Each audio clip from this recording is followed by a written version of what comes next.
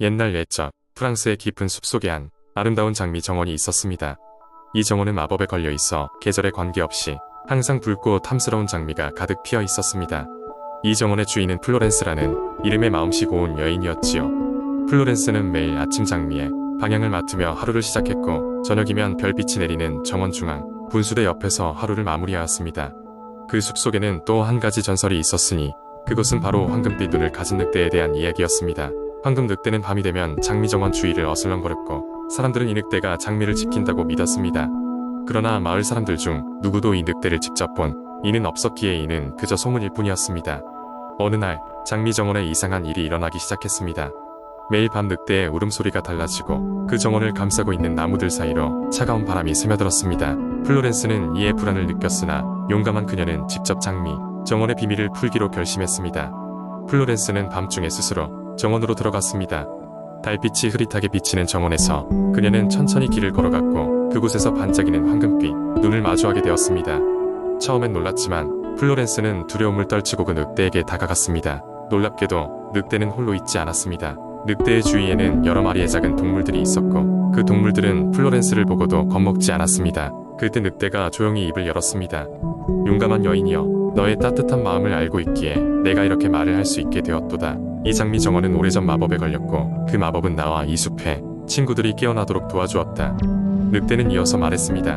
하지만 세월이 흐르며 마법의 힘이 약해지고 장미 정원 또한 그 영향으로부터 자유롭지 않다. 만약 내가 이 정원을 지키고 싶다면 숲의 가장 깊은 곳에 숨겨진 마법의 샘을 찾아야 할 것이야.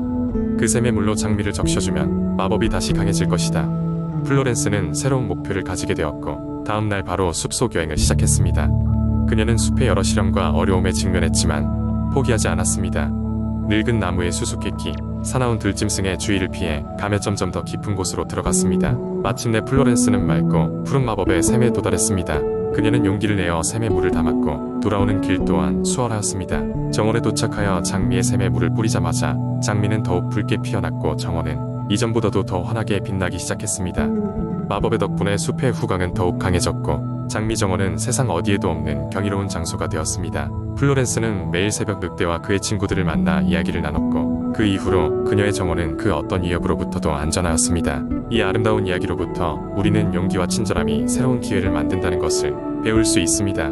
그리고 전설은 여전히 사람들의 입에서 입으로 전해져 내려오며, 장미와 늑대 그리고 플로렌스의 이야기는 프랑스의 그 숲에 오래도록 남아 있습니다. 두 번째 이야기. 옛날 옛적 프랑스의 아름다운 루아르 강 근처에 작은 마을이 있었습니다. 이 마을은 녹음이 우거진 숲과 아름다운 해변으로 유명했지만 그보다 더 유명한 것은 신비로운 마법사 줄리앙 때문이었습니다. 줄리앙은 나이가 지긋한 마법사였으며 그의 긴 흰 수염과 깊은 눈동자는 세상의 모든 비밀을 알고 있는 듯했습니다. 그는 마을 사람들에게 지혜를 전하고 때로는 필요한 마법을 걸어주곤 했습니다. 어느 날 마을에 갑작스러운 가뭄이 찾아왔습니다.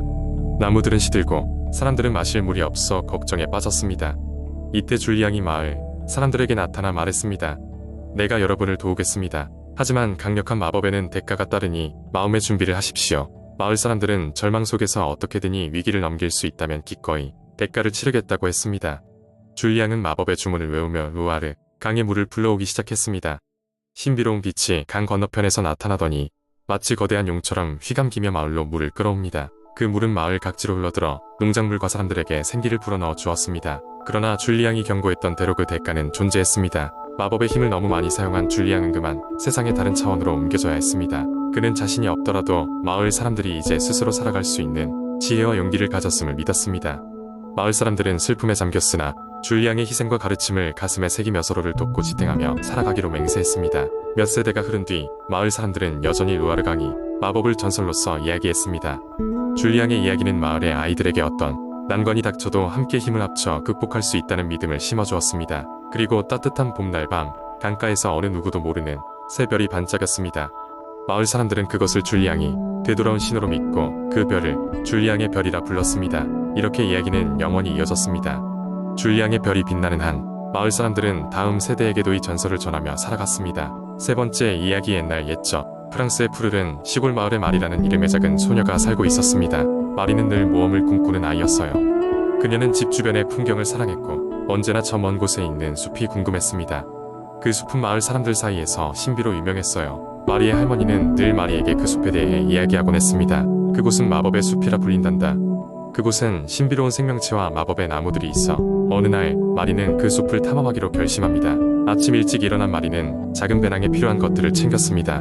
물과 간단한 점심, 그리고 그녀가 가장 좋아하는 작은 노트와 연필을 준비했죠. 부모님께는 학교 친구 집에 간다고 말하고 집을 떠났습니다.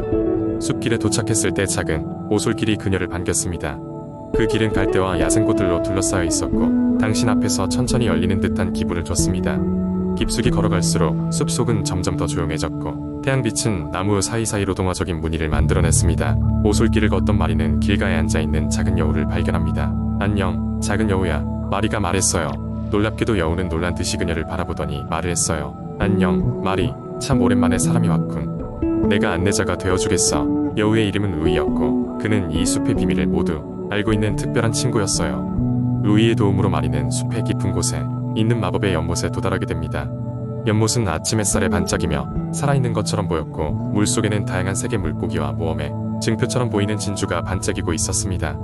이 연못은 소원을 들어주는 연못이야. 루이가 설명했어요. 그러나 오직 진심으로 바라는 사람에게만 응답하지. 마리는 연못가에 무릎을 꿇고 진심으로 소원을 빌었습니다. 소원은 오래전 잃어버린 그녀의 고양이 민용을 다시 만나는 것이었습니다. 그 순간 연못이 반짝였고 물결이 일어나더니 멀지 않은 곳에서 작은 고양이 한 마리가 그녀에게로 달려왔습니다. 민용 마리는 환호하며 고양이를 끌어안았습니다. 고마워, 루이. 그리고 고마워, 마법의 연못아. 마리와 민용은 집으로 돌아갔고 루이 여우는 숲속으로 사라졌어요.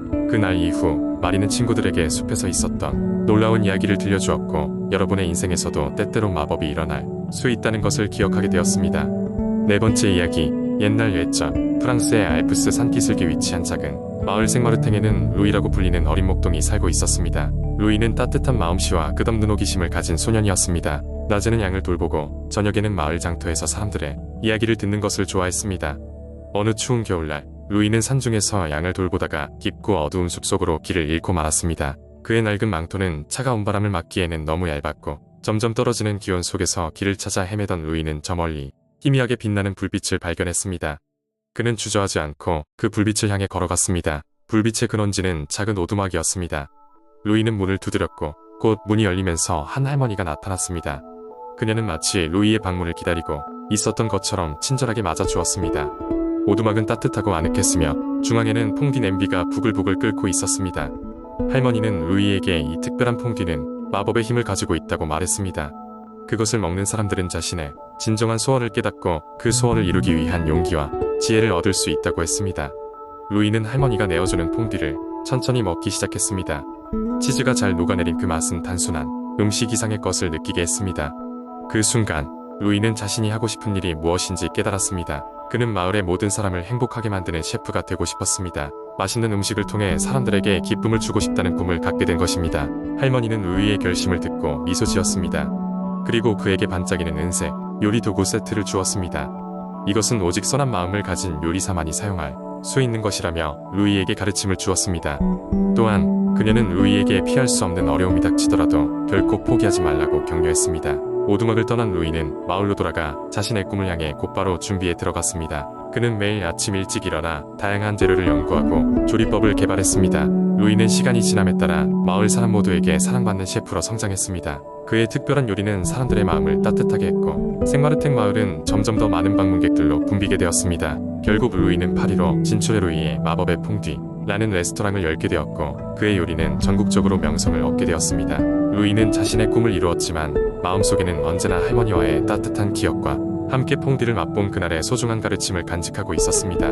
그리고 루이는 감사의 마음으로 매년 겨울이 되면 고향 마을로 돌아가 퐁듀 축제를 열었습니다. 이 축제는 루이의 마음을 아는 사람들로 하여금 매년 즐거운 겨울을 보내게 해주었습니다. 이렇듯 루이의 이야기는 세대를 넘어 프랑스의 전설적인 동화로 남아 많은 이들에게 꿈과 용기를 심어주고 있답니다.